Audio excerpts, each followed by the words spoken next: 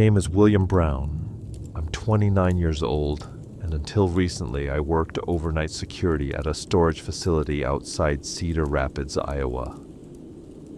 I'm writing this because I honestly don't know if I'm losing my mind anymore. If somebody finds this online later and thinks it's fake, that's fine. I probably wouldn't believe it either. But everything I'm about to say actually happened. Or at least I think it did. It started about 6 weeks ago after a guy moved into the apartment across from mine. The building was old, cheap, and depressing as hell. Most people there worked weird hours and kept to themselves. Nobody really talked unless they had to. I worked nights, so I usually got home around 4 or 5 in the morning. The new guy moved in during the middle of October. Tall, skinny dude. Pale skin. Always looked exhausted. The first time we talked, he asked if I worked nights. I told him, yeah. Then he looked at me for a second and said, "That's probably why you haven't heard them yet." I laughed because I thought he was joking. He didn't laugh back. That should have been the first warning sign. A few nights later, I started hearing footsteps in the hallway outside my apartment around 2 a.m. Not normal footsteps. Fast little footsteps. Back and forth. Like somebody pacing outside my door. The weird part was whenever I checked through the peephole, the hallway was empty. But I could still hear them. One night I finally got annoyed enough to open the door. Nobody there. Just the hallway lights flickering softly. Then I heard something behind me inside my apartment. A cough. I turned around immediately. Nothing. At least nothing I could see. But after that night my apartment stopped feeling normal. The silence felt wrong. Heavy. Like somebody else was there listening whenever things got quiet. About a week later, I ran to the new guy again while checking my mail. He looked worse than before, like he hadn't slept in days. He asked me a question right away. "Has it called your name yet?" That made my stomach drop instantly because the night before, while laying in bed, I heard somebody whisper, "Daniel," right beside my ear. I thought, maybe I imagined it, until he mentioned it. I asked him how he knew. He looked around the hallway before answering, then quietly said, "Because they always start with the voice." I asked him who they were. Instead of answering, he asked another question. "Have you opened the door after midnight yet?" I said yes. His face lost all color. That was a mistake. At this point, I honestly thought the guy was mentally ill. Then he looked past me toward my apartment. His expression changed instantly. Fear. Real fear. I turned around slowly. My apartment door was slightly open. I knew I locked it before leaving. The guy grabbed my arm. "Don't go in there." I pulled away. "What the hell are you talking about?" He kept staring at the doorway. "If it's inside already." He swallowed hard. "Then it knows you now." I walked towards the apartment anyway because I thought somebody broke in. The living room light was on. The TV played loud static. And somebody sat on my couch facing away from me. At first I thought it was a homeless person. Then I noticed the proportions. The arms looked too long.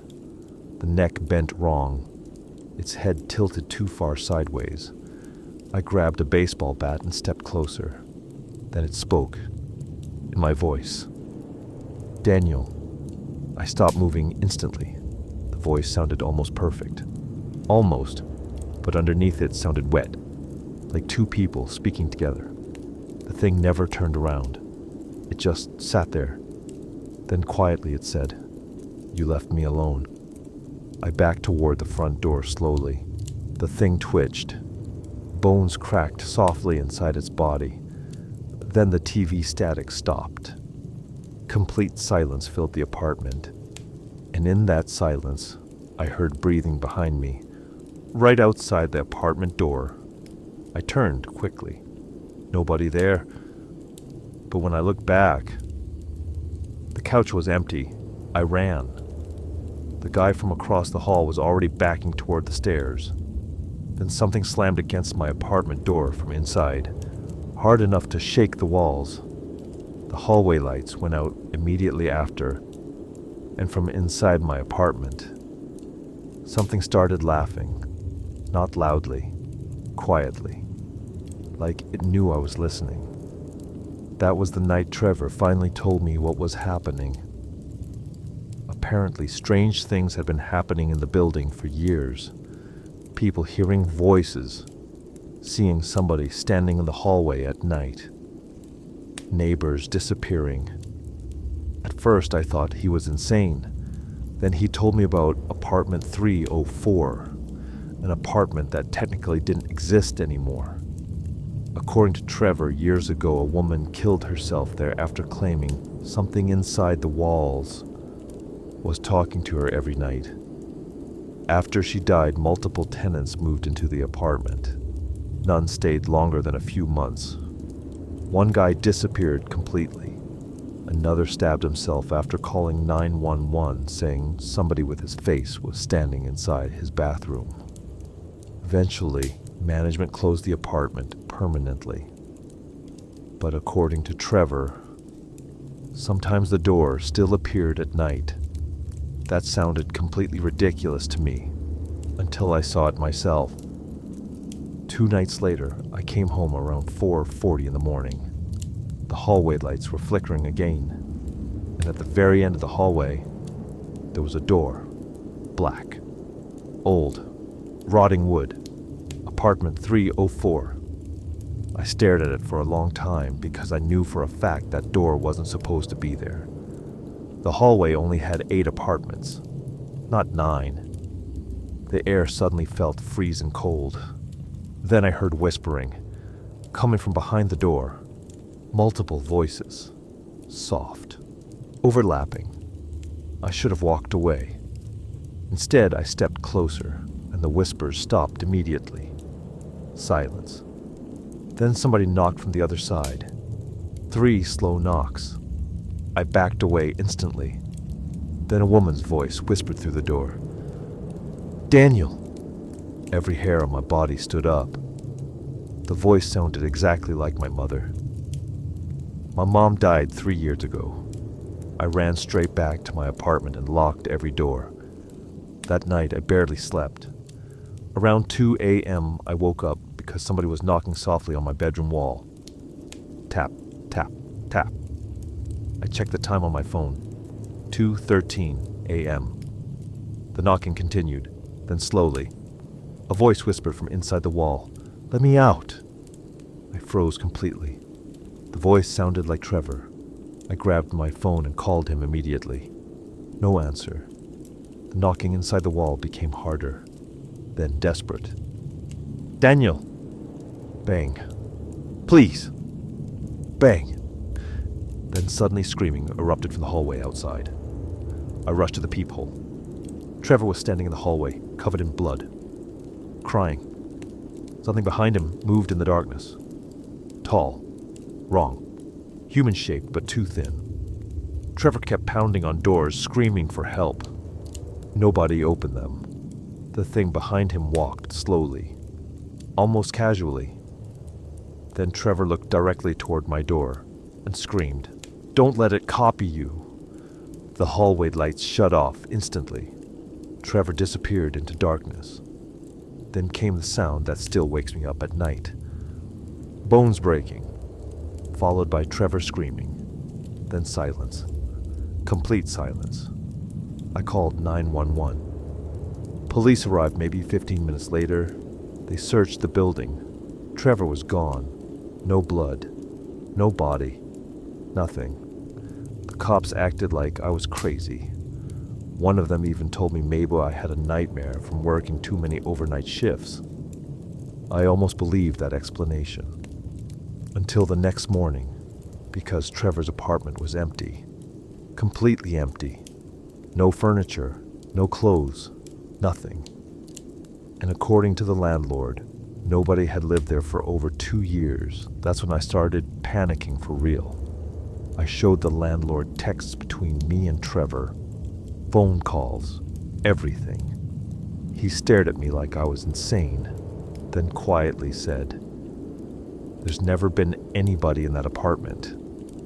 I moved out the same day, packed everything I owned into my truck and drove to my cousin's place outside town. I thought leaving the building would end it. I was wrong, because 2 nights later, around 2 a.m., I heard footsteps outside the guest bedroom. Slow footsteps, back and forth, exactly like before. Then came scratching at the door, soft, patient. I didn't move, didn't breathe. Then something whispered from the hallway. "Daniel." Not Trevor, not my mother. My own voice. I started sleeping with lights on after that. Then I began noticing reflections moving wrong, hearing breathing inside empty rooms. Sometimes my phone would ring from unknown numbers. When I answered, I'd hear myself breathing on the other end. 3 nights ago, I finally saw it clearly. I woke up around 3 in the morning because somebody was standing beside the bed. At first I thought it was my cousin. Then the thing leaned closer into the moonlight, and I saw my own face staring back at me, smiling. Its mouth opened slowly, too wide. Then it whispered, "You left me alone." I ran out of the room screaming. My cousin searched the entire house with a shotgun. Nobody there. Yesterday he asked me to leave. He said I keep talking in my sleep, walking around the house at night, scratching the walls. I told him that wasn't possible. Then he showed me security camera footage from 2 nights ago. I wish he hadn't. The footage showed me standing in the hallway outside his bedroom at 2:14 a.m. Except I was asleep in bed when it happened. The thing on camera looked exactly like me, but the way it moved was wrong. Its arms hung too low, its smile never changed, and at one point it looked directly into the camera, then mouthed something silently. We replayed it maybe 20 times before realizing what it said. "You opened the door." I left his house immediately after that. Right now I'm sitting in a motel about 40 miles outside Cedar Rapids, writing all this down because I don't know what else to do. And something just happened 5 minutes ago that finally convinced me this isn't in my head. While typing this, somebody knocked softly on the motel room door.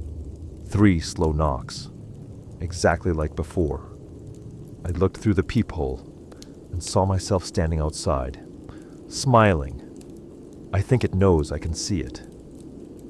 Because right before I started writing this last sentence, it whispered through the door, "Daniel, let me in." And that's the end of this story. If you enjoyed it, make sure to subscribe and stick around for more stories like this. Thanks for listening, and I'll see you in the next one.